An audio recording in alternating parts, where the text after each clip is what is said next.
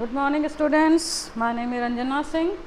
आप लोग तो मुझे जान ही गए होंगे। बच्चों, आज भी हम आपको लेसन 4 ही पढ़ाएंगे, कबाड़ से जुगाड़।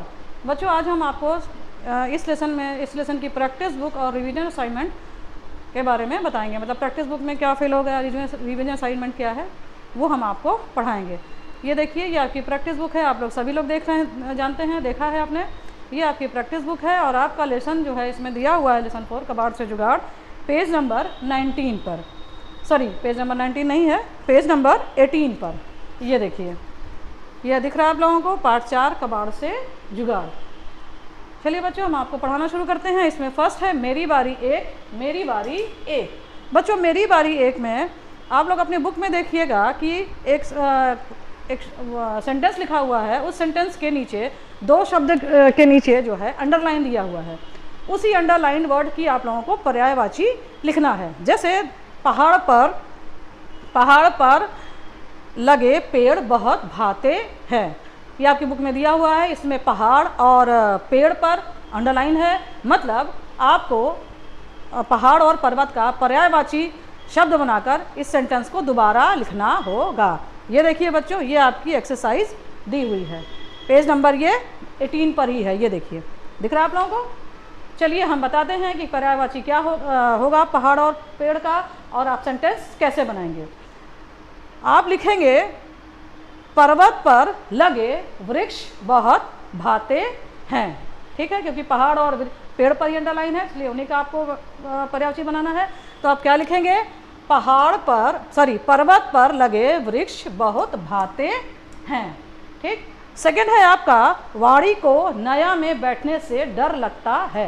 इसमें बच्चों आप लोग देख रहे होंगे कि नया पर जो है अंडरलाइन किया हुआ है। मतलब आपको नया की पर्यायवाची लिखना है। आप लोग सेंटेंस क्या बनाएंगे, वाड़ी को नाव में बैठने से डर लगता है। मतलब नया का पर्यायवाची क्या हो गया, नाव। फिर है सरिता का जल ठंडा होता है। आप लोग सरिता और जल पे अंडरलाइन है, तो आप लोग कैसे लिखेंगे उसको, सेंटेंस को, नदी का पानी ठंडा होता है। फिर है भंवरा फूल पर मंडराता है। क्या लिखेंगे आप लोग, भ्रमर पुष्प पर मंडराता है। ठीक। फिर लास्ट है आपका, नदियाँ सागर की ओर जाती हैं। इसमें नदियाँ और सागर पे आपको आप देख रहे होंगे अंडरलाइन है। तो आपको नदियाँ और सागर का ही क्या लिखना है, पर्यायवाची लिखना है। आप लोग क्या पर्यायवाची लिखेंगे, क्या बनाएंगे सेंटेंस, सरिताएं समुद्र की ओर जाती हैं। ठीक। नदी का यहाँ पे आपने क्या कर दिया, सरिताएं कर दिया, और नदियाँ का और सागर का क्या कर दिया आपने, समुद्र कर दिया। तो क्या सेंटेंस बन गया, सरिताएं समुद्र की ओर जाती हैं। अब आइए, आओ करें मेरी बारी दो। मेरी बारी दो बच्चों आपका पेज नंबर 19 पे दिया हुआ है। ये देखिए, दिख रहा है, ये है मेरी बारी दो। इसमें आपको क्या करना है कि ये जो सेंटेंस लिखे हुए हैं, ये देखिए, ये जो सेंटेंस लिखे हुए हैं, इन्हीं सेंटेंस में से आपको जो भी वर्ब यानी क्रिया है, उन्हीं को आपको लिखना है। यहाँ पे ये जो आपको दिख रहा है, यहाँ पे जो वर्ड क्रिया है उनको यहाँ पर लिखना है। चलिए हम बताते हैं। फर्स्ट है आपका, रेहान ने पत्र लिखा। इसमें क्या क्रिया होगी बच्चों, यस, लिखा। ठीक। फिर है आपका, पेड़ पर घोंसला बना है। क्या होगा इसमें क्रिया, बना है। फिर है, सुशील का भाई दिल्ली गया है। क्या होगा इसमें, गया है। ठीक है, गया है क्या है आपका, क्रिया यानी वर्ब है। फिर है आपका फोर्थ है, चांद रात को दिखता है। क्या होगा बच्चों, इसमें क्रिया क्या होगा, दिखता है। ठीक।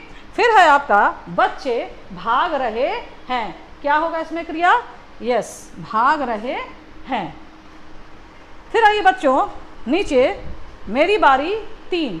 बच्चों, मेरी बारी 3 क्या है, इसमें आपको क्या करना है, कोष्टक में दिए गए प्रश्नों की मदद से सकर्मक क्रिया से संबंधित वाक्य बनाकर लिखिए। इसमें ये देखिए, ये देख रहे हैं आप लोग, ये ब्रैकेट, कोष्टक मतलब होता है बच्चों ब्रैकेट। ठीक। ये देखिए, यहाँ पे आपको दिख रहा होगा, ये ब्रैकेट बना हुआ है। ठीक। ये ब्रैकेट क्या है, ये क्वेश्चन है। इन्हीं क्वेश्चंस को लेते हुए आपको क्या बनाने हैं, सेंटेंस बनाकर दोबारा से आपको यहाँ पर लिखना है। ठीक है, चलिए फर्स्ट है बंदर तोड़ रहा है।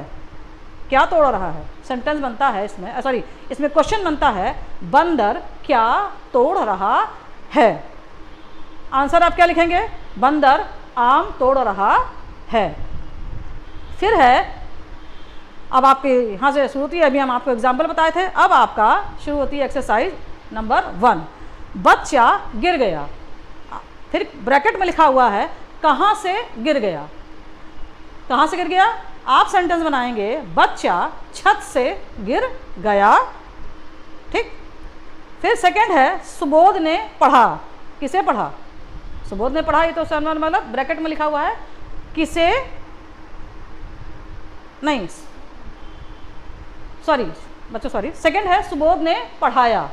ठीक, सुबोध ने पढ़ाया। अब है ब्रैकेट में इसमें क्वेश्चन पूछ रहा है किसे पढ़ाया, मतलब सुबोध ने किसे पढ़ाया, तो आप इसका आंसर लिखेंगे सुबोध ने राहुल को पढ़ाया। ठीक है बच्चों। फिर थर्ड है नीता खा रही है। इसमें आप क्वेश्चन बना सकते हैं कि क्या खा रही है। भाई नीता खा रही है, आपने पूछा क्या खा रही है। आप लिख सकते हैं कि नीता छोले भटूरे खा रही है, या आप कुछ भी लिख दीजिए अपने मन से, नीता चाउमीन खा रही है या कुछ भी। हमने लिखा है यहाँ पे नीता छोले भटूरे खा रही है। ठीक है बच्चों, चलिए अब आइए पेज नंबर 20 पे। वही एक्सरसाइज अभी कंटिन्यू है आपकी, खत्म नहीं हुई है। पेज नंबर 20 पे दी हुई है 2 एक्सरसाइज। चलिए फोर्थ है आपका श्याम देख रहा है। अब बताइए श्याम, आपको ब्रैकेट में दिया हुआ है कि क्या देख रहा है। आप वहाँ पे क्या आंसर लिख सकते हैं इसका? यस, श्याम फिल्म देख रहा है, या श्याम टीवी पर क्रिकेट मैच देख रहा है, कुछ भी। हमने लिखा है कि श्याम फिल्म देख रहा है। फिर आपका फिफ्थ है नौकर धो रहा है। क्या धो रहा है? ब्रैकेट में लिखा हुआ है क्या धो रहा है। आप आंसर उसका क्या लिख सकते हैं? नौकर कपड़े धो रहा है। ठीक, नौकर गाड़ी धो रहा है, कुछ भी आप लिख सकते हैं, बट हमने यहाँ पे लिखा है कि नौकर कपड़े धो रहा है। चलिए बच्चों, आई होप कि आपको ये जो हमने पढ़ाया अभी अकर्मक क्रिया सकर्मक क्रिया वाला क्वेश्चन बना के, सॉरी सकर्मक क्रिया का क्वेश्चन बना के, ये आपको समझ में आ गया होगा। बच्चों इसका कंटेंट भी हम आपको भेज देंगे, तो आपको और अच्छे से ये वाली एक्सरसाइज समझ में आ जाएगी। चलिए अब आइए मेरी बारी 4। मेरी बारी 4 में बच्चों आपको किसी का इंटरव्यू लेना है, समझ में आया, और इसको फिल करना है। ये ज़रूर जब मेरे पास ये बुक चेक करने के लिए आएगी तो मैं हर बच्चों की बुक में देखूंगी कि ये फिल है या नहीं। ये आपका अभी पेज नंबर 20 भी दिया हुआ है। इसमें आपको करना क्या है, घर के किसी सदस्य का साक्षात्कार मतलब इंटरव्यू लीजिए। कुछ प्रश्न नीचे दिए गए हैं और आप कुछ आप सोच कर पूछिए। आप द्वारा लिया गया साक्षात्कार दी गई जगह पर लिखिए। मतलब आप अपने घर में किसी का इंटरव्यू लेना है, इसके बाद मतलब क्या पूछना है, ये आपको ये देखिए, ये क्वेश्चन दिए हुए हैं कि आपको जिसका इंटरव्यू ले रहे हैं उनसे आपको क्या पूछना है और क्या पूछना है। देखिए इसमें आपको कैसे करेंगे आप, इसको हम बता देते हैं आपको, 1 मिनट। हाँ देखिए आपको कैसे करना है इसमें। ये देखिए यहाँ पे लिखा हुआ है साक्षात्कारकर्ता का नाम, मतलब आप यहाँ पे अपना नाम लिखेंगे, गलत मत कर दीजिएगा। आप इंटरव्यू ले रहे हैं तो आप यहाँ वाले इस वाले में अपना नाम लिखेंगे। मतलब आप इंटरव्यू, साक्षात्कार मतलब होता है इंटरव्यू लेने वाला, जो आप इंटरव्यू ले रहे हैं तो आप यहाँ पे अपना नाम लिखेंगे और डेट डालेंगे। यहाँ पे जो ये कॉलम दिख रहा है आपको, यहाँ पे आप जिसका इंटरव्यू ले रहे हैं उसका नाम लिखेंगे। जैसे मान लीजिए आप अपने दीदी का इंटरव्यू ले रहे हैं, अपने भैया का इंटरव्यू ले रहे हैं, तो दीदी या भैया का जो भी नाम होगा आप यहाँ पे उसको लिखेंगे और क्या डालेंगे, समय डालेंगे। मतलब यहाँ पे आप डेट डालेंगे और यहाँ पे आप क्या डालेंगे, टाइम डालेंगे। ठीक, अब आपको पूछना क्या है, आपका नाम, मतलब जिसका आप इंटरव्यू ले रहे हैं आपको उसका नाम पूछना है। आपकी आयु मतलब आपकी एज क्या है ये आपको पूछना है। फिर आपको पूछना है आपका मनपसंद काम, यानी आपका फेवरेट काम क्या है। फिर आपको पूछना है अपनी मनपसंद चीज़ों के बारे में बताइए, जैसे संगीत, फिल्म, खाना इत्यादि।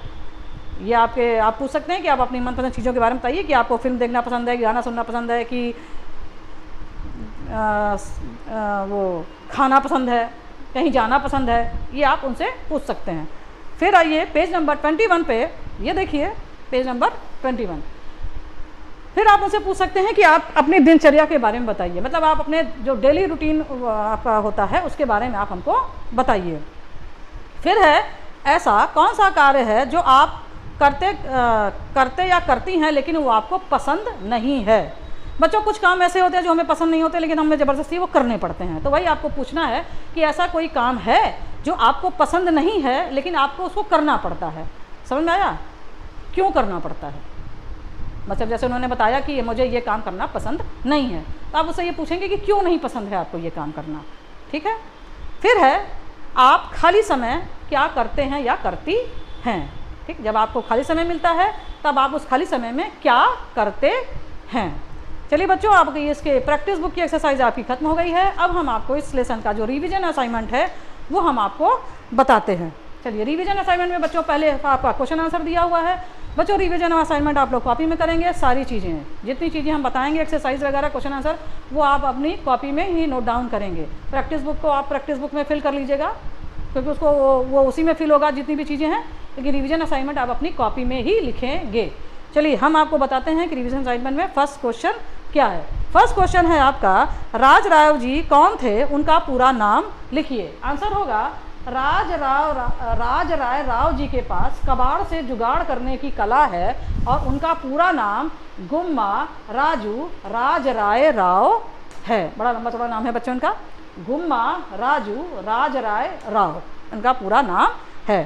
फिर सेकंड क्वेश्चन है, गुम्मा राजू राज राय राव की सबसे विशेष बात क्या है, मतलब उनके अंदर क्या क्वालिटी है। तो उसका आंसर होगा राज राय राव जी ने बहुत वर्षों से अपने घर से बाहर कूड़ा नहीं फेंका है। बच्चों आप लोगों को याद होगा, हमने जब ये लेसन आपको एक्सप्लेन कर रहे थे, स्क्रीनिंग करा रहे, तो हमने आपको बताया था कि राज राव जी जो है वो 22 साल से अपने घर का एक भी इतना सा भी कूड़ा बाहर उन्होंने नहीं फेंका है। तो ये उनकी बहुत बड़ी विशेषता है कि उन्होंने अपने घर से बाहर, अपने घर का कूड़ा बाहर नहीं फेंका है। फिर थर्ड क्वेश्चन है, गुम्मा राजू राय राव जी जलाई जा सकने वाली वस्तुओं का प्रयोग किस तरह करते हैं।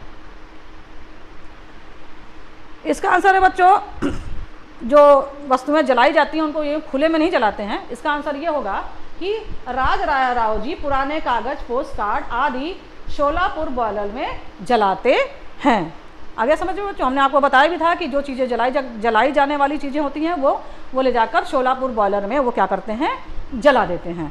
फिर आइए सेकंड पे बच्चों, तलवार और पत्ता, इसका आपको पर्यायवाची लिखना है। ठीक है, तलवार और पत्ते का पर्यायवाची लिखना है। क्या होगा, तलवार का होगा खड़क और कृपाण, पत्ता का होगा पत्र और पड़।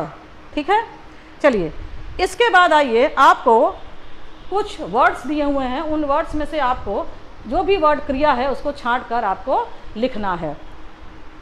हम बताते हैं आपको कि क्या है वो वर्ड्स। फर्स्ट है आपका, माधव सो रहा है। क्या होगा बच्चों, क्रिया इसमें क्या है, आप लोग समझी गए होंगे, सो रहा है। सेकंड है आपका, बच्चे पतंग उड़ा रहे हैं, नहीं सॉरी, बच्चे पतंग उड़ाते हैं। क्या सेंटेंस होगा, क्या किसमें वर्ब है बच्चों, यस, उड़ाते हैं। ठीक है। फिर है आपका, नेहा पढ़ चुकी है। क्या होगा बच्चों, पढ़ चुकी है।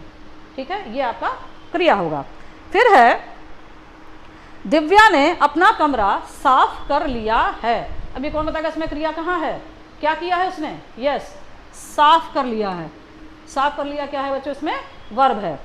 फिर है, हम कल घूमने जाएंगे। अब बताइए इसमें क्रिया कहाँ है, वेरी गुड, जाएंगे।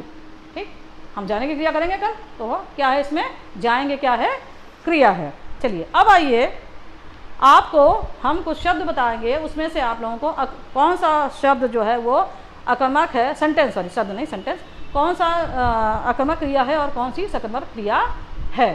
चलिए हम बताते हैं इसमें पढ़ के कि कौन सी क्रिया सकर्मक क्रिया है और कौन सी क्रिया आक्रामक है। चलिए फर्स्ट है, नदी बह रही है। बच्चों ये कौन सी क्रिया होगी, यस, आक्रामक क्रिया होगी, क्योंकि इसमें कोई कर्म नहीं हो रहा है, वो अपने आप बह रही है। फिर है, मेघा कंप्यूटर सीखती है। बच्चों इसमें कर्म हो रहा है, क्योंकि वो, तो ये आपकी क्या है, सकर्मक क्रिया है। ठीक, ये देखिए सेकेंड आपकी सकर्मक क्रिया है। फिर आपका थर्ड है, प्रिया चित्र बना रही है। ये कौन सी क्रिया होगी, अब तक आप लोग समझ गए होंगे, वेरी गुड, ये भी आपकी क्या है, सकर्मक क्रिया ही है, क्योंकि इसमें भी कर्म हो रहा है। फिर है, प्रभा कविता याद कर चुकी है। ये कौन सी क्रिया है बच्चों, वेरी गुड, फोर्थ भी आपका सकर्मक क्रिया ही होगा, क्योंकि प्रभा जो है वो काम कर रही है, मतलब इसमें भी कर्म हो रहा है। फिर लास्ट है मोनू दौड़ रहा, सॉरी सोनू दौड़ रहा है। ये कौन सी क्रिया है बच्चों? ये अकर्मक क्रिया होगी। ठीक, ये देखिए लास्ट वाली आपकी अकर्मक क्रिया होगी। बच्चों इसी के साथ आपको कबाड़ से जुगाड़ का लेसन खत्म हो रहा है। नेक्स्ट में हम आपको लेसन 5 पढ़ाएंगे। ठीक है, बूढ़ा आदमी। एक चीज़ और बच्चों हम आपको बताना चाहेंगे, बच्चों हमने आपको अभी पोयम नहीं पढ़ाई है। पोयम जब हम आपको 6 लेसन कंप्लीट हो जाएगा तब हम आपको पोयम पढ़ाएंगे। ठीक है, अभी 2 लेसन आपका बचा है, 5th और 6th। ठीक है, 6th आपका, 5th आपका बूढ़ा आदमी है। उसको हम आपको नेक्स्ट वीडियो में उस लेसन को एक्सप्लेन करेंगे और उसकी रीडिंग कराएंगे। तब तक के लिए बच्चों आई होप आप लोगों को ये लेसन समझ में आ गया होगा। और अगर आपको कुछ भी कन्फ्यूज़न है इस लेसन को लेकर तो जो आपको ये वीडियो देखिएगा तब मुझसे आप लोग क्वेश्चन पूछ लीजिएगा कि मैम मुझे यहाँ पे कन्फ्यूज़न है, आप मुझे बता दीजिए, चाहे वो प्रैक्टिस बुक से हो चाहे वो आपका रिवीजन असाइनमेंट से हो। ठीक है बच्चों, तब तक के लिए हैव ए नाइस डे।